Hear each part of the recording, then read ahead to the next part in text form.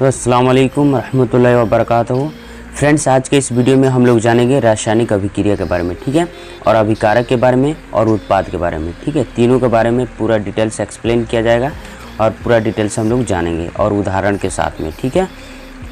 तो पहले हम लोग जान लेते हैं रासायनिक अभिक्रिया क्या है। ऐसे परिवर्तन जिसमें नए गुणों वाले पदार्थों का निर्माण होता है उसे क्या कहते हैं? रासायनिक अभिक्रिया कहते हैं, ठीक है। दूसरा, अभिकारक। ऐसे पदार्थ जो किसी रासायनिक अभिक्रिया में हिस्सा लेते हैं उन्हें क्या कहते हैं? अभिकारक कहते हैं। उत्पाद किसे कहते हैं? ऐसे पदार्थ जिनका निर्माण रासायनिक अभिक्रिया में होता है उन्हें क्या कहते हैं? उत्पाद कहते हैं, ठीक है। और उदाहरण, भोजन का पाचन, दूसरा श्वसन, तीसरा लोहे पर जंग लगना, चौथा मैग्नीशियम फीते का जलना, पांचवा दही का बनना। अब हम लोग जान लेते हैं रासायनिक अभिक्रिया क्या है फ्रेंड्स, ठीक है। रासायनिक अभिक्रिया रासायनिक समीकरण द्वारा निरूपित की जाती है, ठीक है। रासायनिक समीकरण में तत्वों के प्रतीक, अभिकारक, उत्पाद के रासायनिक सूत्र उनकी भौतिक साथ लिखे जाते हैं, ठीक। रासायनिक अभिक्रिया में आवश्यक परिस्थितियां जैसे ताप, दाब, उत्प्रेरक आदि को तीर के निशान के ऊपर या नीचे दर्शाया जाता है। रासायनिक अभिक्रिया को संतुलित करना, द्रव्यमान संरक्षण का नियम, ठीक है। किसी भी रासायनिक अभिक्रिया में द्रव्यमान का न तो निर्माण होता है और न ही विनाश होता है, ठीक है।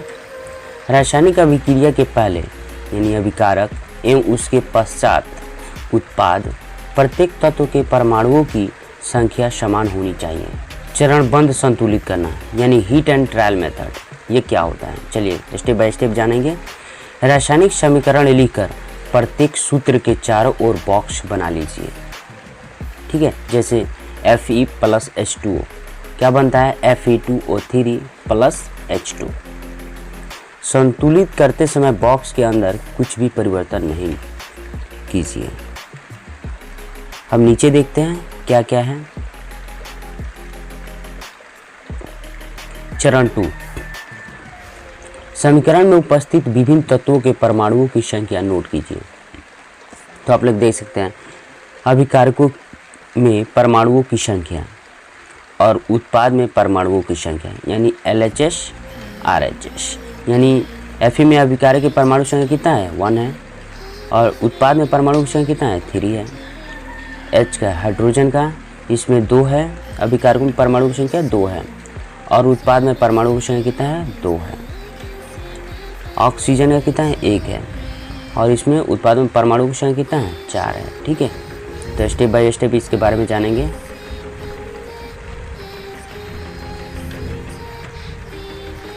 तो फ्रेंड्स, चरण 3, सबसे अधिक परमाणु वाले तत्वों को अभिकारक या उत्पाद की साइड अनुचित गुणांक लगाकर संतुलित कीजिए, यानी इसको संतुलित करना है, यानी बैलेंस करना है कहने का मतलब, ठीक है। यानी दोनों तरफ बराबर होना चाहिए, यानी ferrous Fe plus 4H2O Fe3O4 plus H2। चरण 4 में देखेंगे सभी तत्वों के परमाणुओं को चरण 3 की भांति संतुलित कीजिए। 3Fe plus 4H2O Fe3O4 4H2। सभी तत्वों के परमाणुओं की संख्या अभिक्रिया के दोनों ओर समान है, जैसे 3Fe 4H2O Fe3O4 4H2। तो इस तरह से आप लोग संतुलित कर सकते हैं, ठीक है। अब चरण 5 में भी देख लेते हैं अभिकारक एवं उत्पादों की भौतिक अवस्था लिखना कैसे लिखेंगे, ठीक है। देखिए, ठोस, द्रव, गैसीय अवस्था, जलीय विलयन किस तरह है? 3Fe 4H2O Fe2O3 4H2। चरण 6 में देखते हैं कुछ आवश्यक परिस्थितियां जैसे ताप, दाब या उत्प्रेरक आदि को भी तीर के निशान के ऊपर या नीचे लिखें। तो फ्रेंड्स जान लेते हैं हम लोग रासायनिक अपक्रिया कितने प्रकार के होते हैं। ठीक है, चलिए संयोजन अपक्रिया। संयोजन अपक्रिया क्या है? इस अभिक्रिया में दो या दो से अधिक अभिकारक मिलकर एकल उत्पाद बनाते हैं। एकल मतलब एक, सिंगल, यानी एक ये दो अभिकारक मिला तो क्या बना? एकल उत्पाद बना। ठीक है, मतलब सिंगल बना, कहने का मतलब। उदाहरण के तौर पर आप लोग देख सकते हैं, कोयले का दहन C+O2 क्या बना? CO2। जल का निर्माण 2H+O क्या बना? 2HO। अभी इसमें तीसरा देख सकते हैं CaOH2O क्या बना? CaOH के ट्वाइस। बिना बूझा चुनना, बूझा हुआ चुनना। ठीक है, तो हम लोग जानेंगे ऊष्माक्षेपी अभिक्रिया क्या है। जिन अभिक्रियाओं में उत्पाद के निर्माण के साथ साथ ऊष्मा का भी उत्सर्जन होता है उन्हें क्या कहते हैं? ऊष्माक्षेपी अभिक्रिया कहते हैं। जस्ट लाइक देख लेते हैं। पहला, प्राकृतिक गैस का दहन CH4O2 CO2 2H2O प्लस ऊष्मा। दूसरा, श्वसन एक ऊष्माक्षेपी अभिक्रिया है, इसको भी देख लेते हैं। C6H12O6 plus 6O2 6CO2 plus 6H2O plus ऊष्मा। अब वियोजन अभिक्रिया भी देख लेते हैं फ्रेंड्स, ये क्या है? वियोजन अभिक्रिया, इस अभिक्रिया में एकल अभिकारक टूटकर दो या उससे अधिक उत्पाद बनाते हैं। यानी एक रहेगा और कितना बनेगा? दो या दो से अधिक, यानी एकल अभिकारक टूटेगा तो क्या बनेगा? B+C या कोई भी हो सकता है। देखते हैं ऊष्मीय वियोजन, ये क्या होता है? ऊष्मा द्वारा किया गया वियोजन। 2FeSO4 ऊष्मा हो रहा है, Fe2O3 plus SO2 plus SO3। इसको क्या बोलते हैं? फेरस सल्फेट बोलते हैं, इसको फेरिक ऑक्साइड बोलते हैं। ठीक है, इसको हरा रंग बोलते हैं, इसको भूरा लाल रंग बोलते हैं। ठीक है, यहाँ पे आप लोग देख सकते हैं चूना पत्थर का CaCO3 ऊष्मा हो रहा है, फिर CaO प्लस CO2 बिना बूझा चूना। विद्युत वियोजन, ये क्या होता है? विद्युत धारा प्रवाहित कर होने वाला वियोजन। इसका भी उदाहरण देख लेते हैं, क्या होता है? देख सकते हैं उदाहरण भी। 2H2O विद्युत धारा प्रवाहित हो रहा है और क्या बन रहा है? 2H2 plus O2। ठीक है, प्रखनली में भी इसका प्रयोग देख लेते हैं कैसे होता है। ठीक है, देखिए एक प्लास्टिक का मग ले लीजिए, उसमें क्या करना है? एक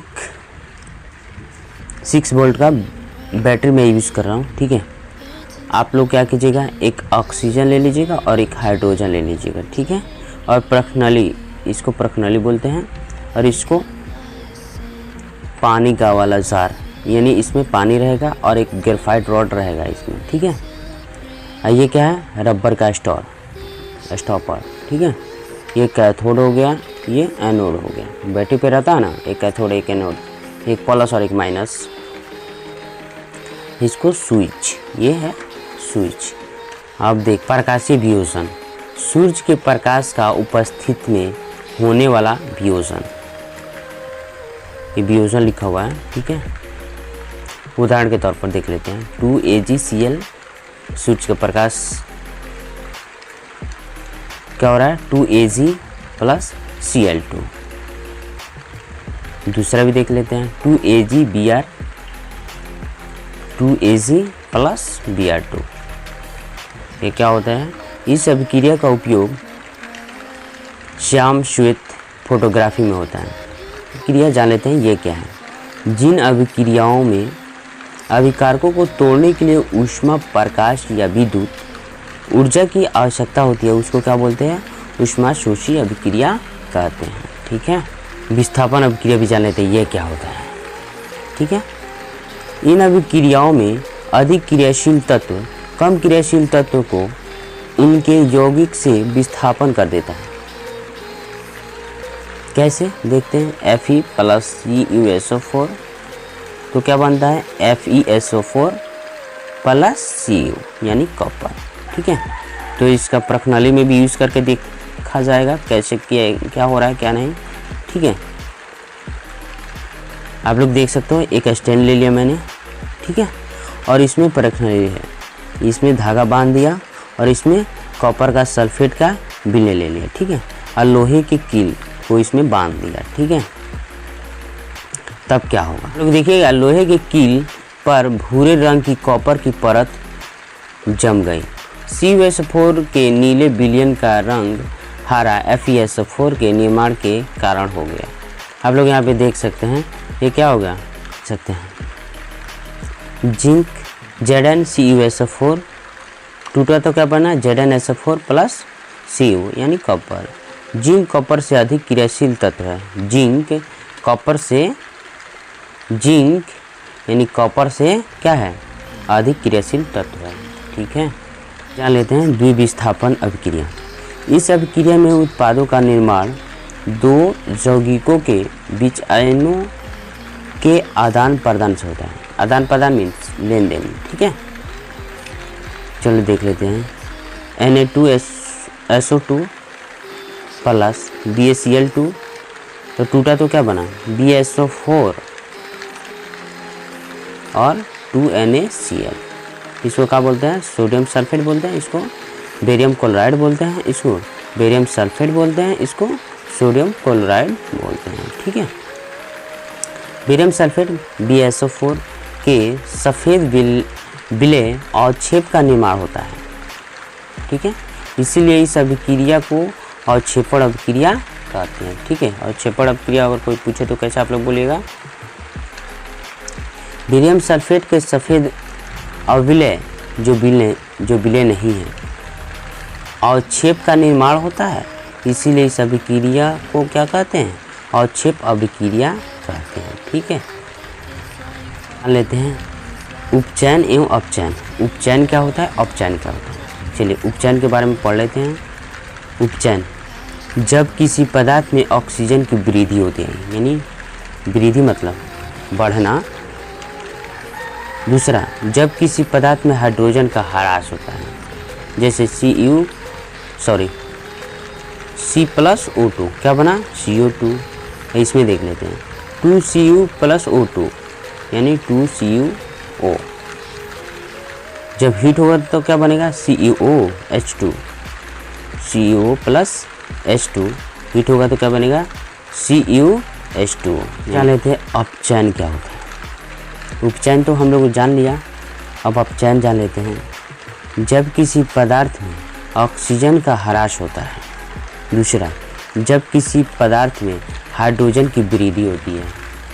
एक में क्या होता है ऑक्सीजन का तो ह्रास हो रहा है, दूसरा में हाइड्रोजन की वृद्धि हो रही है। ठीक है, जैसे CuO plus H2 Cu plus H2 Cu टूट रहा है तो क्या अपचयन बन रहा है। इस अभिक्रिया में कॉपर ऑक्साइड कॉपर में अपचयित हो जाता है, अपचयित हो जा रहा है।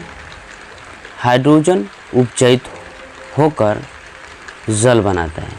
उपचयित होकर क्या बना रहा है जल बना रहा है, यानी उपचयित होकर क्या बना रहा है जल बना रहा है। इस अभिक्रिया में अपचयन तथा उपचयन, ये गलती लिखा गया अपचयन तथा उपचयन दोनों हो रहे हैं। इस रेडॉक्स अभिक्रिया इसे क्या कहते हैं रेडॉक्स अभिक्रिया कहते हैं। ठीक है, यह का प्रभाव यानी इफेक्ट क्या पड़ता है। ठीक है, संक्षारण जब कोई धातु आर्द्रता अम्ल आदि के संपर्क में आती है जिससे धातु की ऊपरी परत पर कमज़ोर हो संक्षारित हो जाती है। जैसे लोहे की वस्तुओं पर जंग लगना, चांदी के ऊपर काली परत व तांबे के ऊपर हरी परत चढ़ना संक्षारण के उदाहरण है। लोहे की वस्तु पर जंग लगना, जैसे लोहा हम लोग रख देते हैं, जब बारिश की बूंदें उस पर पड़ती है तो आप लोग देखते हैं जंग लग जाता है। ये क्यों होता है? संक्षारण के कारण होता है। दूसरा, यह सादा लेपन, विद्युत लेपन और पेंट करके संक्षारण से धातुओं को बचाया जा सकता है। इसका यूज हम लोग कैसे कर सकेंगे? इसके ऊपर मानिए रॉड हो गया लोहा का, उस पर जो हम लोग पेंट कर देते हैं, या जंगला विंडोज़ या जो भी रहता है उस पर हम लोग पेंट कर देते हैं। देखते हैं बारिश की बूंदें अगर गिरती हैं वहाँ पे, तो वहाँ पे जंग लगने का चांसेस बहुत कम रहता है। ठीक। विकृत गंधिता, वसायुक्त और तैलीय खाद्य सामग्री वायु के संपर्क में आने पर उपचयित हो जाते हैं, जिससे उनके स्वाद और गंध में परिवर्तन हो जाता है। इसे विकृत गंधिता कहते हैं। मतलब क्या होता है? वसायुक्त तैलीय खाद्य सामग्री, जब हम लोग खाद को बाहर रखते हैं, जब वायु के कांटेक्ट में आता है तो आप लोग देखते हैं पिघलने लगता है। ठीक है, तो उसको हम लोग क्या कहते हैं? विकृत गंधिता कहते हैं। ठीक है, विकृत गंधिता रोकने का उपाय, मतलब क्या उपाय है रोकने का? ठीक है, प्रति ऑक्सीकारा का उपयोग करके।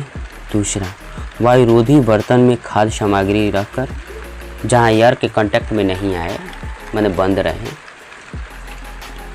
तीसरा, वायु के स्थान पर नाइट्रोजन गैस द्वारा। चौथा, शीतलन द्वारा। ठीक है, और आप लोगों ने इस चैनल को अभी तक सब्सक्राइब नहीं किया है तो प्लीज़ सब्सक्राइब करके बेल नोटिफिकेशन कॉल कर दीजिएगा, ताकि हमेशा लाभदायक वीडियो इस पे आता रहेगा। ठीक है, यूज़फुल वीडियो, ताकि आप लोगों का हेल्प हो सकेगा। ठीक है, इस वीडियो से आप लोग को अगर थोड़ा भी आप लोगों को हेल्प मिला होगा तो आप लोग प्लीज़ लाइक, शेयर और सब्सक्राइब ज़रूर कीजिए प्लीज़।